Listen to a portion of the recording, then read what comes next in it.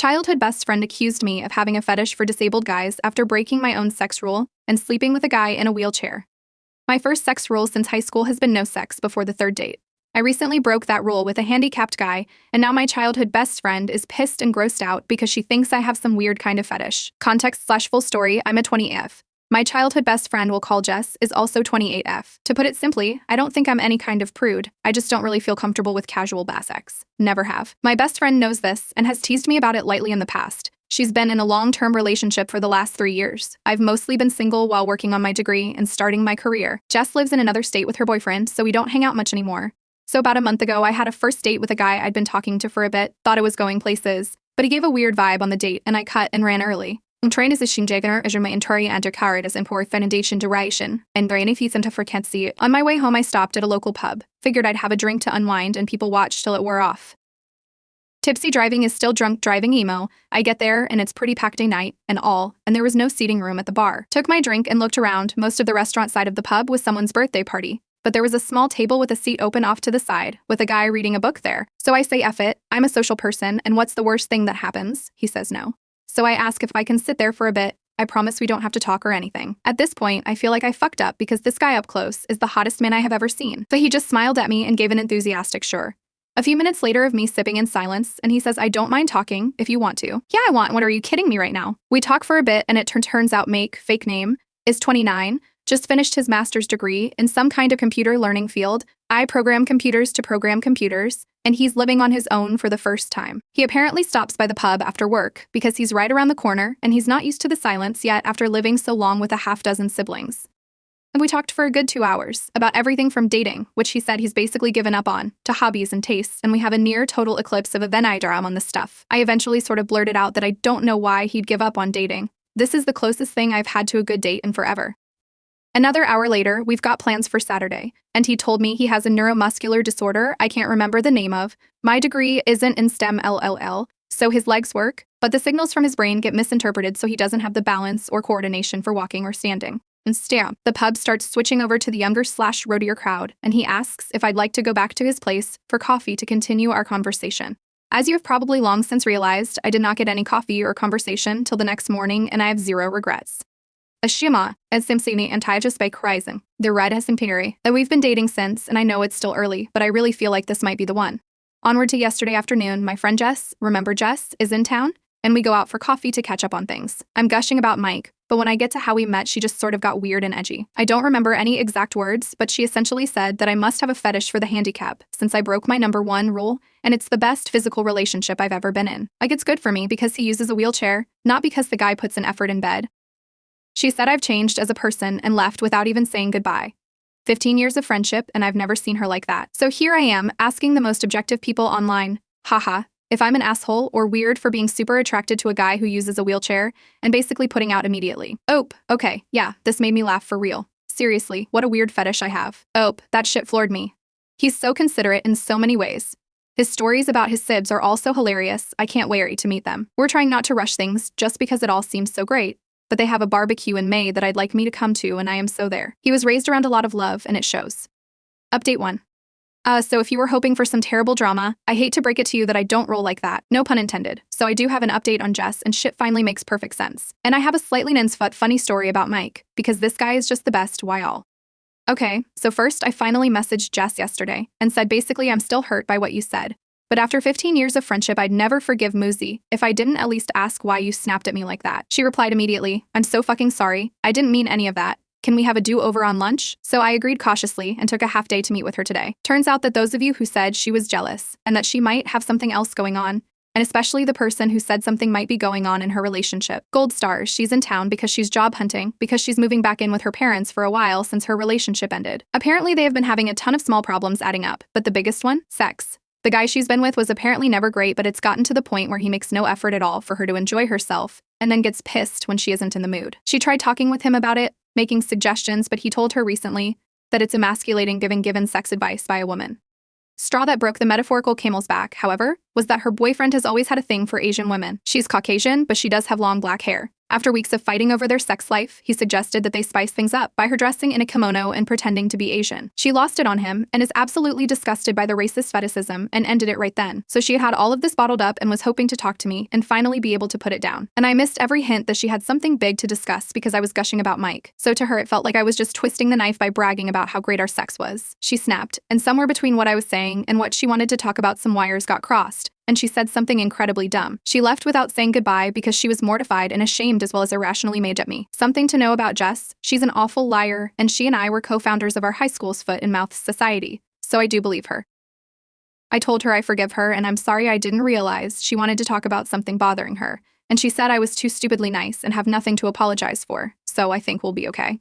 For the time being, I'm not ready for her and Mike to meet because I don't want to make things feel worse, and she agrees.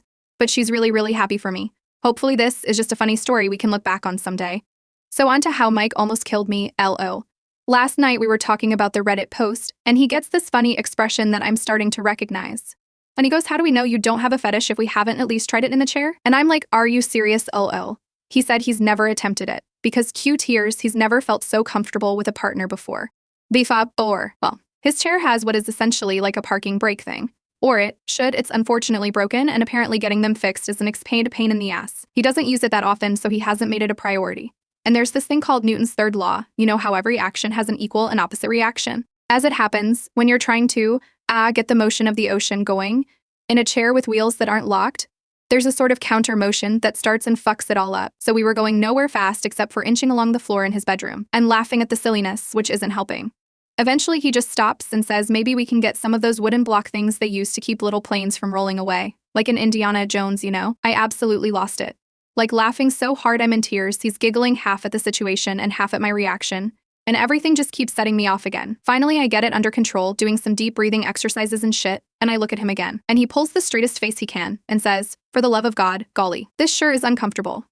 Folks, if I had asthma, I would have fucking died right there. I laughed so hard I think I pulled a rib.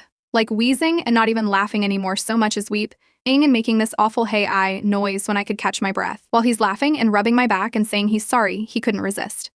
So yeah, confirmed, no fetish here, and this magnificent bastard's comedic timing might actually kill me. I doubt I'll update again, because there's really nothing I can see needing to share given everything sort of worked out. And in the end, the real assholes were the friends we made along the way. Ike. Thanks for all the lovely comments on my last post, and for coming along with me on this absurd but brief drama in my life. LOL.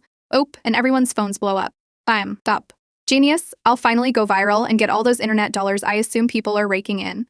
I probably will post an update on this account, but I don't necessarily want to bog down ADA with my silly shit. I'm so excited and nervous. It's apparently a Mother's Day BQ, which I didn't know because my parents and I are estranged and I never even seriously thought about having kids before meeting Mike. But apparently it's a lot of people and a lot of food, and apparently everyone knows he's bringing me.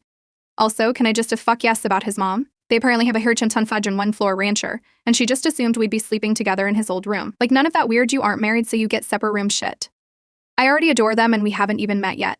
Oter is one coming.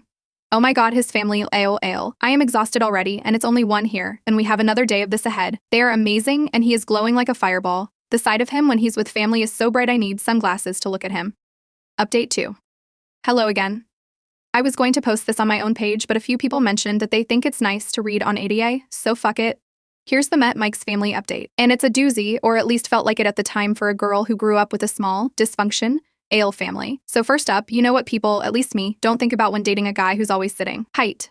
I know he's taller than me because we cuddle a lot, and he's taller sitting on the couch, but I didn't really get it. So we drive up Friday night after work, actually south and west, LO, but to my brain it's always up in his vehicle, which is modified to be driven entirely using his hands. Neat, right? He's a really good driver too. One more green flag. We get to the house, and it's huge, you guys, LOL, like not a mansion, just kind of a sprawling one-floor rancher. Our real estate was wild back in the day. Anyway, we get out, and I meet his mom. I'd like to point out I am no slouch. I'm 5'7". His mom is towering over me, but she was the nicest lady ever. We go inside, and I meet his dad, who funny enough is apparently the only short one in this family, and his youngest sister, who is living there with his 1-year-old niece. She gets up to hug me, and she is also really tall. It's already a bit late then, so we eat and head to bed. I get to see his cutest shit room from when he was a teenager, and I casually ask, hey, so I don't know how this works and stuff, but how tall are you? And Mike is all I'd to know, like a bit over 6'4". Been a while since I checked. A bit over 6'4". So is everyone in your family tall, Kinda? We met the Nordic basketball team he calls a family properly the next day. Actually, they're Irish, but they're blonde and tall, so it conveys the idea better. The only one of reasonable height, and still taller than me, was his oldest sister, LAOL. They are also loud. Like not really shouting or anything usually, just present.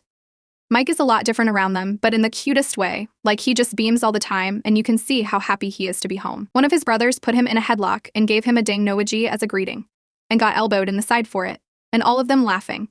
And his mom smacked one of his brothers with a rolled-up magazine for putting his feet on the table. More laughing. Just intimidating, but in the happiest way imaginable. I'll admit I was a little shut down for a bit, but Mike kept checking in with me to make sure I was okay.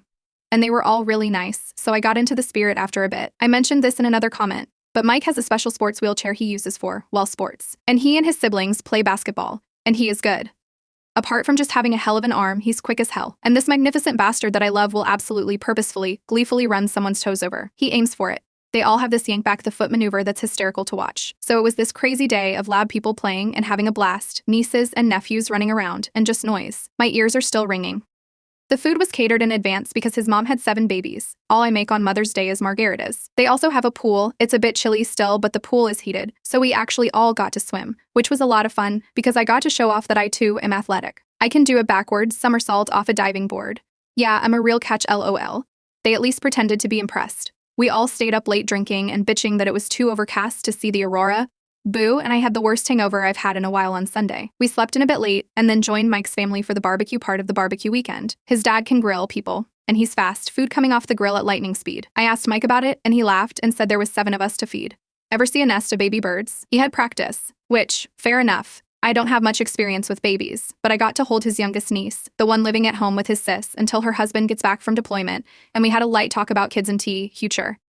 I told him that I never put much thought into it, but if they were going to grow up in a happy home like his and not how I grew up, I'm pretty sure I'd be open to having them with him someday. But later, I need him all to myself for a while first. He seemed really happy about that, which makes me feel all goofy and happy. I'm sappy. We had to drive home Sunday night, but before we went, his mom hugged me and said she's never seen her son like this, and thanked me for taking good care of her baby, and asked if we'd be back for the 4th of July or if we were doing something with my family. And I tried to be all, hey, no, we'll be here. If you don't mind, I don't see them much, and I think she caught on that there's more to the story, so she just hugged the shit out of me. Vikings, all of them I swear, and told me she can't wait to see me again.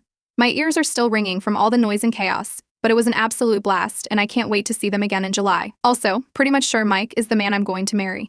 I literally can't think of a single reason why I would ever let him get away. Anyway, thanks for reading. Hope you all had a lovely weekend. And those of you who got to see the aurora, I'm happy for you, but you suck, LOL. Ope, it's still pretty surreal.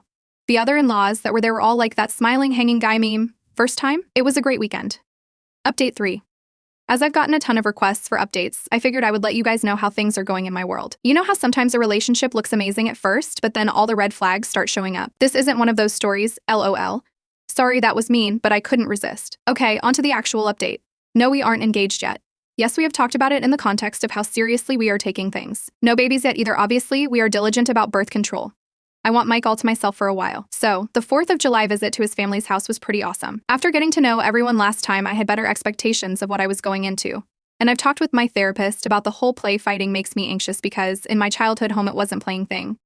I don't want them to ever curb how they act to cater to me, and instead I guess I'll consider it immersion therapy. So I think Mike mentioned it anyway because I didn't see much of it this time, though there were cheerful threats of doom lobbed about which I didn't mind at all. His mom is amazing, I'd like to point out, even if she moms so hard it makes me weepy. So, background info, I have a really common sounding name spelled really uncommonly. I think Danielle or Jessica. Because in addition to everything else, my parents decided to be creative when they named me. So, although I do sort of like my name, that meant I was that kid who never saw their name personalized on anything. Mike's family, on the other hand, had like a million kids and they all got traditional names. So personalized stuff was huge for them. It kept them from fighting over stuff, I guess. One of the things in their house, because they have a pool, is that each of the kids, adults now, has their own personalized beach towel that lives at the house. So we get to their place, and it's been a hot drive there. So right after we get in, Mike suggests I go to his room to get changed into a swimsuit so we can have a dip in the pool.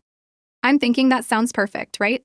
Some of you may already know where this is going. I get to his room and there is a towel on the bed, in my favorite color, with my fucking stupid ass spelled name embroidered into it. So here I am crying over it. Turns out it was her idea, but she checked with Mike to make sure it was spelled right. So now I have a towel for when we visit because apparently I'm welcome. If I sound cranky, it's just because I'm better at self-depreciation than I am expressing emotions in a direct way. I really am blown away and touched by how much these people have welcomed me. Mike has already sort of learned to decode the way I talk and joke, which is nice. But the first time he gently said, "That's not humor. That's just putting yourself down, babe," I definitely wanted to go hide under the table. He doesn't let me be mean to me. That's a thing good partners do, I guess. I wouldn't know. Again, yes, I am in therapy. I am working on myself. It's not his responsibility to put me back together. It's just something he does naturally. I literally told him one night that I was sorry I'm kind of broken. And he snorted and said, "At least you can walk," in the most disgusted voice ever, and made me laugh. I digress. So the food was once again amazing, and I kept my promise to teach his mom how to make my cinnamon bun bread pudding, so I felt like I contributed. Insert Ralph Wiggum, I'm helping. Meme, I learned to play Yahtzee, and as it turns out, I am very good at it. They do a lot of board games things at night when everyone is staying for the week. These people have a lot of board games and puzzles, whole damn storage closet of the things. They also drink like fucking fish and can hold it, so I am learning to pace myself. Mike doesn't drink much when we aren't there, so I'm not worried that it's a red flag. Only red flag of his that I found was a Red Sox pennant in his room. Now, I realize I might be talking him up a lot, but he isn't perfect. He snores. He has a habit of arguing with people on the TV when they make stupid decisions. He sometimes starts talking about things I don't understand and just goes and goes until he realizes he lost me like 15 minutes ago. And he is fastidiously tidy, which makes me feel guilty because I have bad habits to lose. I'm not used to clutter means I can't move through an area, but I'm really trying. I burl. Why spend any time at my own place anymore? And we're definitely looking to move in together sooner than later. Yeah, so, not that much of an update. No one burned themselves on a firework or anything super exciting. I'm just in an ongoing relationship with a great guy who has a great family, and things continue to look up for us. We head home tonight so we can spend some alone time Sunday. Hope everyone else had a safe and happy holiday. Update 4. I debated just posting this on my own page, but shit, like a lot of people keep asking for more, so I guess it doesn't hurt to drop my post between 8A for literally killing someone and 80A for meekly accepting my in-laws' cruelty, but asking if I may wash my wounds before they flog me again. This is not an exciting update. Not engaged. But no babies on the way, not even freakishly tall ones like some of you are hexing me with, but just finally met Mike. Sorry. I mean, I'm not sorry. I feel compelled to open with a joke, and I don't know why. Anyway, real Talger, she thinks he's amazing. She thinks it is hysterical that I'm on TikTok. I refuse to download it, and she is doing amazing. And our lives are moving forward together. Jess and I have this friend, who I will call Meg, and not Tallulah, despite both Jess and Mike thinking would be hilarious. So Meg was planning to have a birthday party, the big 30, and she and Jess are close, and both presently single. They chose a local bar with outside seating. And Jess did a wait, your seat. Let's check their accessibility because I've been bitching to her for the last month. And LOLN, be fucking hold after calling the place. They didn't have a ramp for the balcony/outside seating area. As I've been told, Jess said, "Nope, I am meeting Mr. Thrower / Jess. Come on," and so they found another place that's a damn hike from everyone. A postmon sekretising promernum, onsordi sectors der paunin, dorchi dit amrian, started the deer, but it has a great outside eye area with accessibility. And then we got the invite through Facebook because we are all basic, I guess. And Mike was stoked because the why have this awesome beer selection, full stop, I hate hops so. Then Meg told us that, no, I am not using Tallulah for the 15% of you going. Oh, but that was such a better name. They chose it because Jess wanted Mike to feel welcome. So hats off to Jess for making the comeback impression of the century, I guess. The birthday was fun and silly, and everyone in my friend group met Mike and loved him. Tons of laughter, everyone drank way too much. But fortunately, we had enough heads up for a planned motel stay. Why, yes, I do own a UV flashlight. Why do you ask? So we and a bunch of other people didn't drive home. We actually had brunch in the bar the next day. It was absolutely awesome, and I am ruined for pancakes because fluffy. Once again, I digress. Jess and Mike hit it off, and she told him literally every story I didn't want her to over brunch, and it all was great apart from the persistent hangover. I crashed at Mike's again, and then he asked what it would cost to break my lease, because he hates the mornings he wakes up and I'm not there. So the next upcoming week and a half or so is going to be insane while I pack up my whole damn life and shove half into a storage unit, and the other half into his apartment. And then we'll be living together. I know it's too soon. He does too. We've decided we're idiots and just going for it. My landlord is a lady who is a bit on the older side and isn't charging me for breaking the lease as long as I leave the place ready for a new renter. So I may respond to comments for a bit right away, but expect a lot of silence for a while after.